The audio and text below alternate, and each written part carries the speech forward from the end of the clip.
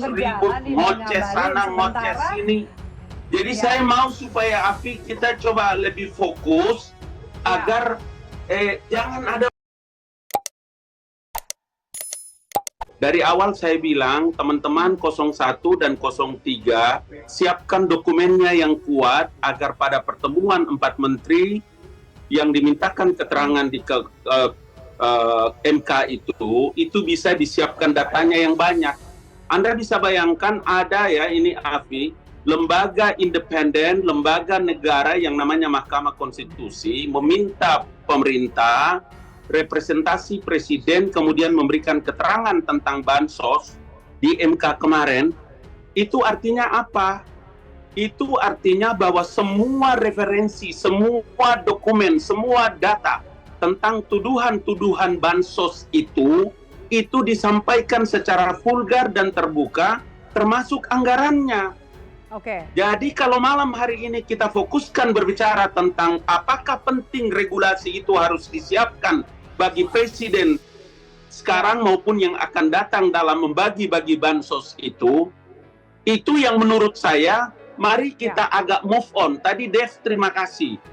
Berpikirlah yang besar sebagai orang-orang bangsa, sebagai anak-anak negeri yang pinter, agar bisa mencerdaskan rakyat ini. Ada bansos ribut, tidak ada bansos ribut, ngoceh sana, ngoceh sini. Jadi saya mau supaya Afi kita coba lebih fokus agar jangan ada orang menyebarkan fitnah baru lagi dalam dialog malam ini. Begitu menurut saya, baik Bung Iqbal maupun Ciko. Boleh saya tanya, yang mana yang Anda maksud dengan fitnah? Siapa yang menyampaikan itu? Statement yang mana? Ya makanya Bang Ngabalin ini umpama seperti kita bicara pakai data ini di sini. Kita bicara pakai data. Apakah bansos itu Ya. Siapa yang ditanya ini? Baik, agak terputus, silakan saya berikan kesempatan Anda dulu sebelum saya ke Bang Iqbal, karena Bang Iqbal menyatakan justru kritik yang disampaikan menggunakan data. Silakan, yang mana yang Anda katakan tidak berdasarkan data dan fitnah? Iya, artinya umpama seperti Ciko ya, bicara tentang terstruktur, sistematis dan masif yang dikemukakan. Adakah kurang lagi keterangan yang disampaikan oleh pemerintah di Mahkamah Konstitusi? Kemudian yang kedua, apakah itu Anda bisa juga menunjukkan tentang mengkapitalisasikan pangkat dan jabatan kemudian untuk mempengaruhi pemilih dalam 2024 kemarin yang dilakukan oleh Presiden?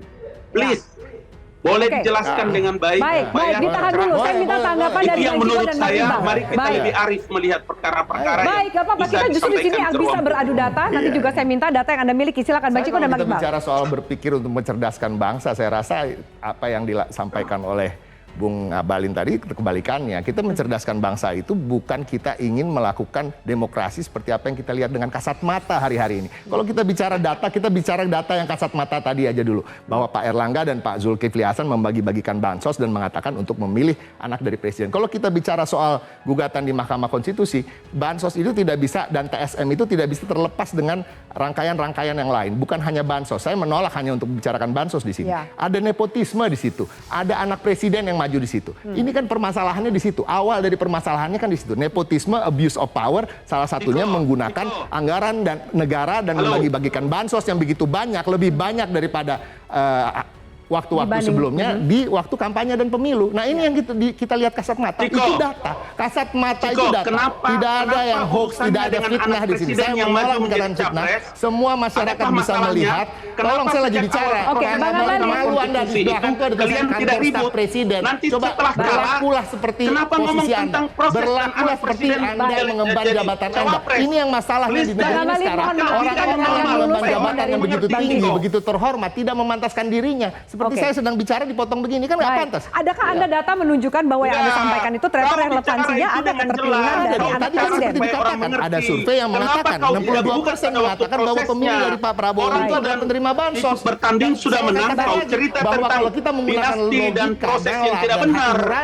Di situ kesalahan cara berpikir itu dilarang, money politics itu dilarang karena dia berefek dalam tendensi masyarakat untuk memilih. Baik, silakan giliran Anda Bang Ngabalin, karena kalau dua narsum berbicara bersamaan percuma, pemirsa juga tidak bisa memahami apa yang Anda sampaikan. Silakan Anda tanggapi pernyataan dari Bang Ciko. Baik, Bang Ciko silakan ditahan. Prosesnya sudah berjalan, keputusannya ditetapkan oleh Mahkamah Konstitusi, final and binding. mereka sudah berdebat, mereka sudah tampil berkampanye ke sana kemari. Begitu digelar pemilu, kalian kalah, kau ribut tentang prosesnya.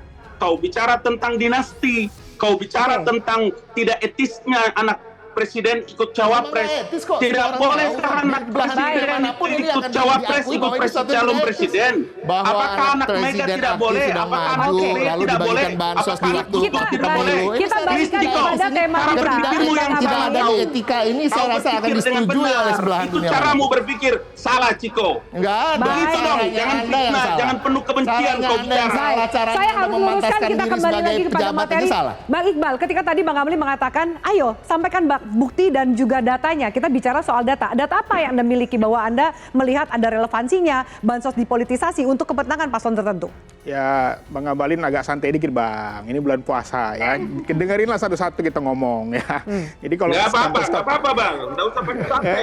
Jadi kalau kantor orang staf fitnah presiden kan itu membawa lembaga negara Nggak ada ya. masalah, Harusnya Bang. Mainkan aja, Bang. berwibawa, tenang ya kan. Jadi gini, ya ini kan faktanya udah jelas. Kemarin di sidang MK divideokan, diputarkan video, ada kepala daerah ya memakai atribut 02, joget-joget dengan lagu 02, tapi tidak ditindak. Kalau itu memang kita konsisten, harusnya ditindak itu. Dibuat inspektorat itu. Kenapa? Kok ada PJ kepala daerah melakukan itu? Nggak boleh. Tapi justru tidak ada penindakan. Inilah membuat dugaan bahwa memang ada aktivitas yang terstruktur, ya, masif, ya, sistemik. Kenapa? Karena buktinya ada kok. Ada orang joget-joget pakai bagi-bagi sembako pakai warna 02. Tapi kan nggak bisa langsung menyalahkan paslonnya. Iya, makanya pertanyaannya. Itu ranah dari Bawaslu. Ini kan udah kelihatan kemarin tuh. Ada nggak tindakan dari istana? Kok ada PJ kepala daerah ikut-ikutan dalam ditegur nggak gitu? Ditegur nggak? Nah itu, jadi menurut saya memang sebentar Bang Amali, sabar. Jelas, kita tuntaskan dulu statement dari Bang Iqbal, baru saya akan ke Anda. Sabar, baik, silakan. tarik nafas ya. Silakan, nah kemudian bahwa kita melihat bahwa kalau kita lihat, kita bilang alasannya, saya tanya Bang Ambalin lah, Pak Jokowi ini sukses mengurangi kemiskinan, Bang? Ya. Sukses nggak, Bang, Pak Jokowi mengurangi kemiskinan? Saya jawab. Ya, silakan. Saya jawab. Ya. Silakan, Kontrolnya bukan di Metro, itu Iqbal bertanyanya. Saya waktu DPR, presidennya kami panggil ke parlemen. Bicaranya di parlemen. Di era Pak Kalau Jokowi Anda mengajukan kemiskinannya menurun pertanyaan nggak? seperti itu, saya ingin katakan kepadamu, kenapa bansos itu orang bicara di MK? Kenapa urusan kepala desa dan desa yang melakukan penyelewengan kemiskinannya menurun atau enggak di era Pak Jokowi? Urusannya di MK. Kenapa tidak ngakunya urusannya di Bawaslu? kemiskinannya menurun tetapi bansosnya naik gitu loh. Itu pertanyaannya, itu yang Anda jawab. Saya bilang fungsi DPR-nya Anda fungsikan di parlemen. Saya pernah DPR jadi saya tahu. Berkali-kali kami panggil Pak Susilo Bambang Yudhoyono sebagai presiden. Jadi nggak usah ajukan pertanyaan itu di Metro TV. Please. Bal, kenapa Anda nggak bisa jawab? tempatnya dengan baik, Bal. Kenapa nggak bisa Supaya jawab? nggak usah bermain-main di Pengangguran wilayah-wilayah menurun ini. atau meningkat? Bang Abalin, menurut data Anda, pengangguran menurun atau meningkat? Pertanyaan dari Bang Iqbal, kenapa kemudian klaim dari pengangguran yang menurun, angka bansos meningkat? Terutama di masa pemilu. Silakan dijelaskan. Itulah yang saya bilang, kontrol keuangan itu ada di Dewan Perwakilan Rakyat Republik Indonesia. Program yang dilakukan oleh pemerintah itu tinggal dua hal. Kalau itu meningkat dan kalau itu semakin rendah, maka kontrolnya di Dewan Perwakilan Rakyat Republik Indonesia. Tidak usah ajukan pertanyaan itu kepada saya dan Dev di Metro TV, termasuk kepada Afi. Tidak penting. Yang pertama. Yang kedua, mari siapkan draftnya dengan baik. Apakah kita perlu menyiapkan regulasi untuk presiden akan datang atau presiden ini dengan sisa waktunya? Dalam hal bagi-bagi bansos itu perlu ada regulasi atau tidak? Itu yang paling pokok.